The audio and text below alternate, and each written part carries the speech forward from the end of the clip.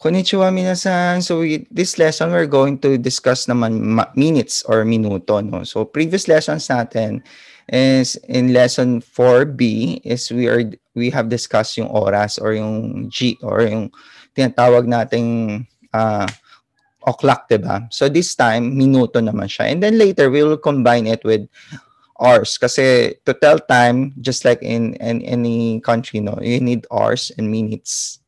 Okay? So let's proceed. So, okay. Kaya natin to. Okay. So for minutes, it's a counter that we use. It's spoon or fun. So just like G and Gcan last time, diba? So it's indicator po siya ng minutes. So ang trick dito is of course, bakit poon and fun? Kasi yun po yung two ways on how to read this character. So it's either read as poon or fun. Okay? So the technique here is you have the numeral plus the poon or fun counter. So meron siyang arrangement. So let's, for example, number 1, ichi poon. Walang ganon. So sometimes yung ichi, yung chi nagiging pi na kasi nga parang masagwa na siya pakinggan. Okay? So example would be ipun. Ipun. Okay? Hindi po siya ichipun. Okay? To know it more, ito po yung aking listahan na ginawa. Okay? So let's read. So for 1 minute, that's ipun. For 2 minutes, that's nipun. For 3 minutes, that's sanpun. For 4 minutes, that's yonpun. Okay, that's for 5 minutes, that's gofun. 6 minutes, roppun. 7 minutes, nanafun. 8 minutes, hapun. 9 minutes, kyufun. And 10 minutes, that's jupun. Or sometimes I heard jipun. Yung jupun nagiging jipun. So nagiging I. Okay. So but of course we stick with jupun para mas klaro tayo, okay? So ngayon, what do you notice? You notice that there is a changing po, no? So for example, 2 is read as fun instead of pun, okay? So F siya. So as for 5, that's fun and nana fun, yan. So and Q fun, diba? Nagiging fun sila. So of course, another noticeable changes is yung hindi po sinasabing ichipun, ipun. So yung chi nagiging P. For the case of 6, roku, diba? Yung ku naging P din siya. Okay? And for the case po ni hachi, yung chi naging P din. And of course, yung case of ju, diba? Ju siya eh. So parang bitin. So nilalagyan siya ng extra P, jupun. Okay? So jupun. Okay? And of course, hindi na siya ganun ka-prolong. Okay. Oops. Let's go. Now, these are some continuation. For 11 minutes, that's Juipun. For 20 minutes, that's Nijupun. 23 minutes, Niju Sanpun. 30 minutes, Sanjupun. 35 minutes, Sanju Gofun. 40 minutes, Yonjupun. 47 minutes, Yonju Nanafun. 50 minutes, that's Gojupun. And 59 minutes, that's Goju Kyufun. So basically, ano na-realize nyo? Yung dulong number po, example, 1 or 10 siya or 0, 3, 10 or 0, 5, 7, doon po nagbe-base kung fun or pun, right? So, in short, okay.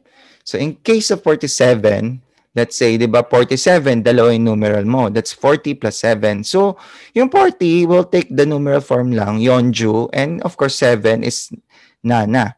So, yung nana mo, ano ba siya? Nasa series ba siya ng pun or fun? Nasa series siya ng fun, di ba? So, nana, fun. So, basically, yung 7 will determine kung ano siya, kung pun or fun. Okay? So, kung ano yung pinakadulong number. Kasi dun kakabit yung suffix na fun or pun. Okay? Okay, in this case, 3 yung suffix, pinakadulo, no? So, Sanju Sanpun. So, naging pun siya because of 3 nga yung dulo. Okay? This time, Sanju Pun kasi 0 or 10. Okay? Now, Sanju Pun is to be reminded na siya po yung equivalent ng Han. Okay, example. Shichiji Sanju Pun. So, that's 7:30. No? 7 o'clock and 30 minutes. Or Shichiji Han. Okay, Shichiji Han.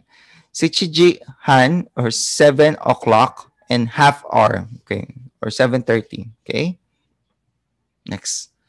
So another exercise is 12 hours or 12 o'clock, 42 minutes. Okay. So Juni G, that's 12 o'clock. Okay. Yeonju ni Fun. So that's 12:42. Ngayon, hindi ko naman pwedeng basahin na 12 hours and 42 minutes siya kasi ang ginamit ko is G instead of Jikan. Okay. Pag Jikan kasi duration. Okay. Okay po ba? Okay. So, pakita na ako. Yan. Next. Now to ask question or how many minutes or how many minute is nanpun or nanfun. Okay. So bakit dalawang ibig sabihin niya? What minute na how many minutes? Kasi, okay, minutes are used, could be used for time, period, and duration. Unlike yung hours, no, you have to specify if you're telling the period, which is G, duration, Jikan. Ito, pwede siyang gamitin for both. Okay. Without surprise, let's say, balikan natin example natin. Example ito. So, 2 hours and 40 minutes. Okay. So, 2 hours, Ninjikan, Yeonjupun. So, Yeonjupun is, okay, 40 minutes. So, it literally means duration. Okay, duration siya. Now, ito naman sa kabila, period of time siya, oras. So, let's say, 12:42. So, 12, Juni G, Yeonju ni Fun. So, basically, it's 12:42. So, oras siya sa relo. Ito, duration, gano'ng katagal. So, now, in summary, minutes or the question of nanpun and nanfun has two meaning. How many minutes or what minute and how many minutes. Kasi pwede siyang gamitin for duration and period. So, flexible talaga siya. Unlike yung hours na you have to specify kung G or Jikan. Okay. Now, these are time expressions that are normally used together with time expressions ng oras saka minuto. Example, chodoni. Chodoni is goji chodoni. Just, let's say, 5 o'clock sharp. Goro ni, approximation to, nag-estimate siya. Okay. Goji goro ni. So, that's around 5 o'clock. Okay. Mae, before. So, gofun mae des, before 5 minutes. Okay, before 5 minutes. Go fun, go des. Go is after. Go fun, go des. Okay. So that is after 5 minutes. So pagkatapos ng 5 minutes, ready ka na. Dapat gano'n, no? Next. Sugi.